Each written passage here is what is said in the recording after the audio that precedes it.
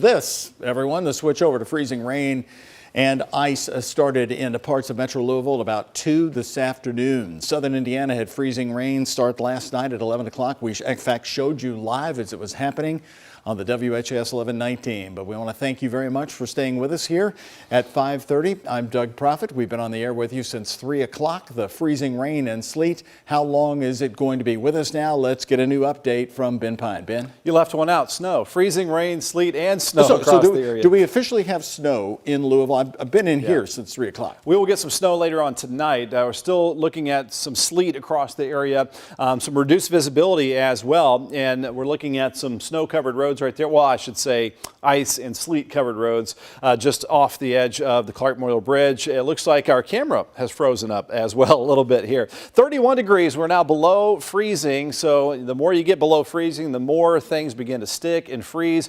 If the roads have been slushy over the last couple of hours, we'll just think about that slush freezing over completely later on tonight. So the roads, I think, will continue to get worse and worse through the nighttime and through early tomorrow morning.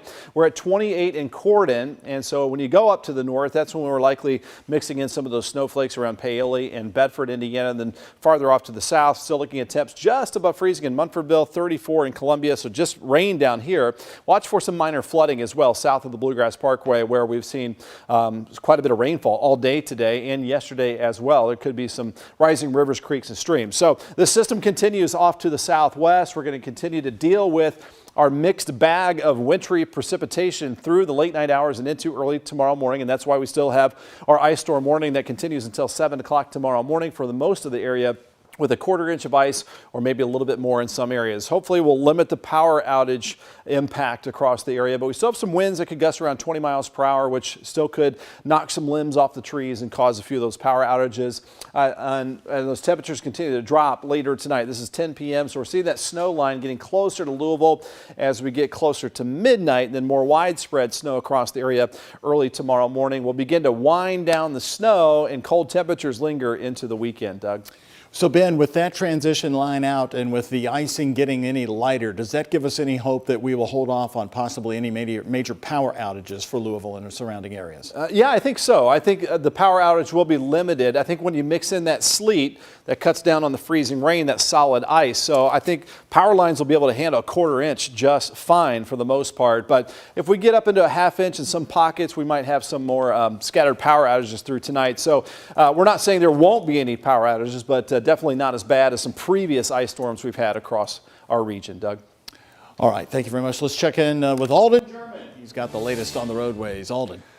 Doug, we're doing fairly okay out there. I've been watching this one accident on I-64 East, the I-64 East ramp to 264 East. You can barely make it out there, but there is a car that went off of the ramp and into the trees there. So don't get too confident out there on the roadways just because things have been looking relatively quiet. Our accidents are still doing relatively okay. There is another incident on I-64 at I-264, but that does not appear to be causing too many problems. I believe that's on the ramp from I-64 to I-264 East. As Ben was mentioning, we're going to see a lot of streets like this. These side roads in particular, what are going to be particularly icy. It's just kind of slushy out there right now. It's a warm 32 degrees, so to say, but as temperatures fall overnight into the 20s and the teens, you can expect slushy areas like this to just turn over into a solid sheet of ice. So it's very important that you keep a close eye out there on those roads. And for more of the roads, we're going to turn it over to Reed Yaden. He's in the WHAS 11 Weather Beast. Reed, where are you right now?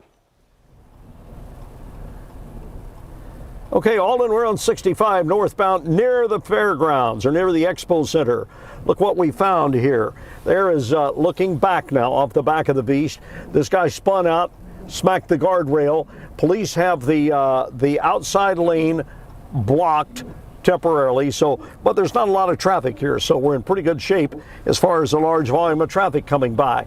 Rush hour, no injuries, but you can see the airbags were deployed here. And this is 65 northbound, just when you get to the Expo Center. Now, looking ahead, throughout the afternoon here, traffic volume has been very light. The crews have been out. Roads really, for the most part, in Kentucky are wet. Some slush. Southern Indiana, a little more slush, a little cooler there. Our temperature is holding right around at 31 degrees. It's been sitting there. Reed Yaden live on the Beast, WHAS 11 on your side.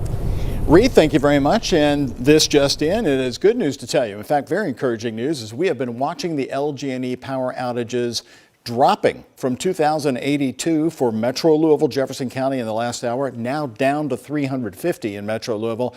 Less than a handful of wires and power lines are down according to the utility, and that means LG&E was able to restore that power in other ways to those who did not have it. Now, Grace McKenna is also joining us live here, showing us the changes at Metro Louisville as the system starts to skirt out of here. Grace? Hey, Doug. Yeah, just as we were coming out, I noticed that the road here is starting to get a little bit slick. We are, of course, at the Newburgh Road Operations Center for Metro Public Works, where we've been noticing all of those salt trucks starting to come back for that second round of salt. They've got about 50 crews out on the road today, and they are started at 2:30 this afternoon. That was when they were first able to get out on the road, start putting that salt down, trying to get ahead of all of this ice. They've been working their way around the surface roads, highways being handled by KYTC. I'm told they're going to continue to work through the night, but the continued precipitation here can be a challenge. Conditions are still hazardous. Crews cannot move as fast as they would like to, and that could hamper, how much we cover in what span of time. And we have, of course, seen those incredible crews out and about on the roads today. Make sure that you are giving them plenty of space when you see them in your neighborhoods going forward this evening. Live in Louisville, Grace McKenna, WHAS 11 on your side. Grace, thank you very much. So far, so good on power outages in Louisville. But if you happen to lose your power, go ahead and download the free WHAS 11 app. You can continue to watch our newscasts live right on your phone. And make sure you go ahead and download it. It's for free in your app store. We'll be back with more coverage right after this.